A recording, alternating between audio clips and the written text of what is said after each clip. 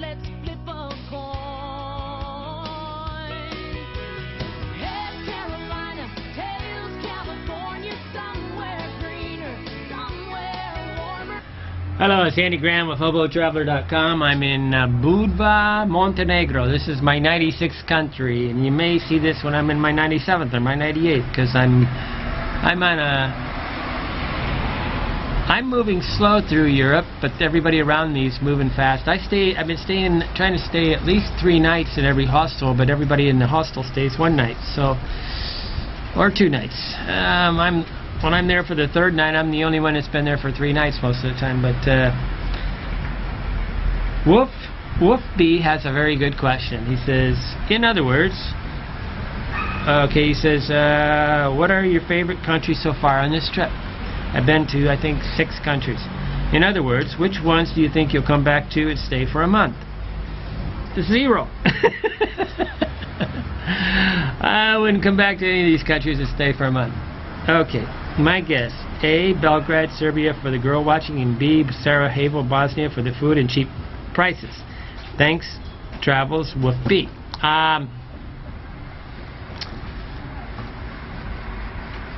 I haven't seen anybody that stayed. I'm a friendship traveler. I'm a cultural traveler. I like when I'm capable of immersing into the culture and I can become friends with the places. I couldn't tell you really the difference between a Croatia person and a Montenegro person, or a Montenegro and a Bosnia person, and I couldn't possibly hear that. I can tell you which hostel I like the most. I like the Han hostel in Kosovo, probably the best. It was the funnest,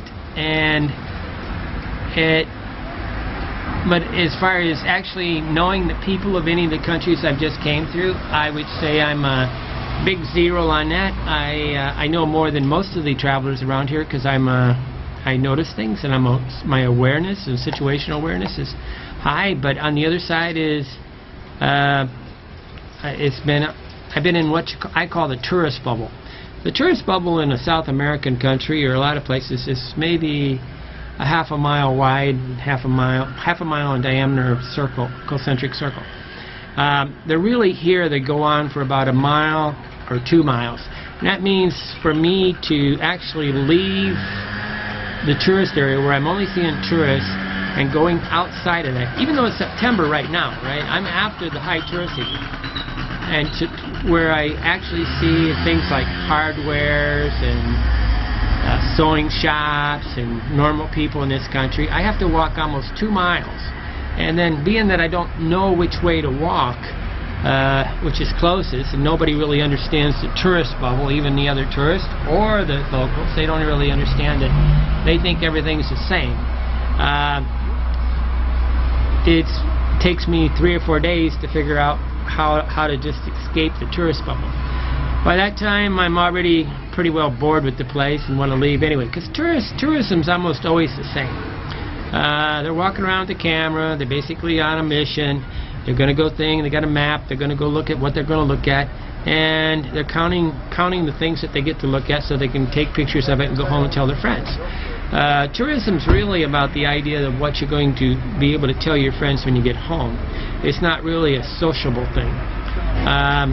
And if you look at my website, we have the 100 best places to hang out on the planet. That's about traveling slow, okay? And I was laughing. There was a South Korean guy. He couldn't imagine traveling for 16 years in my last hostel in Kosovo. And he says it's just too much work. And well, I told him, I says, Europe's kind of fucked. It's kind of fucked. I says you can't really hang out anywhere here. So, but I'm looking. Trust me, guys, I'm looking. I'm hoping to find some place in Europe where I can make a place to hang out. Then I can make a trip from that place like a wagon wheel, and then make trips just like everybody else is here. They're coming for 2 days. I'll go there for 2 days. Come back to that place. I don't know where that is. I haven't ever found a place where there's really been expats hanging around, just talking, drink at the coffee shop all day long, hanging out in the same place in a slow pace. This is more like work travel. And you know, you won't notice it because most of you are just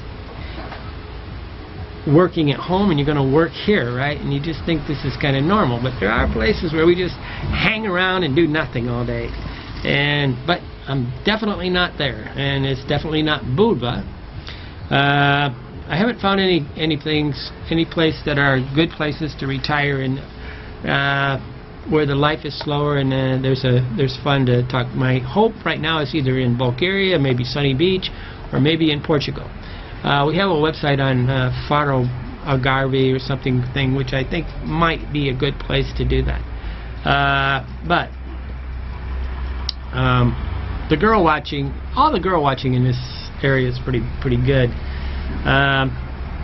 I'd say Budva has taken the champion for being the most unfriendly place I've ever been on the planet. I mean, I've actually said hi. I try to say hi to everybody, and I've had at least 5 or 6 people out of like 20 that just, well, no, that's not true. Some of them sort of grunt, but 60 to 70% just look at you like you're crazy for saying hi to them. So, a good question. I'm still looking, and I do believe there's hope for Europe. I just don't think it's in one of these things, and I'm going to have to probably come to Europe 2 or 3 times to figure this out. But I would really like to find a place where I could come in the summer in high season, not low season. It's just too cold right now. And a place where, for some reason, out of the strange quirkiness of the thing, expats like to come and hang out and have friendships. There's a lot of beautiful places on the planet, but there's not always that many places where you can actually just have instant friendships all the time. So I'm looking for the place that looks for instant friendships. Thank you.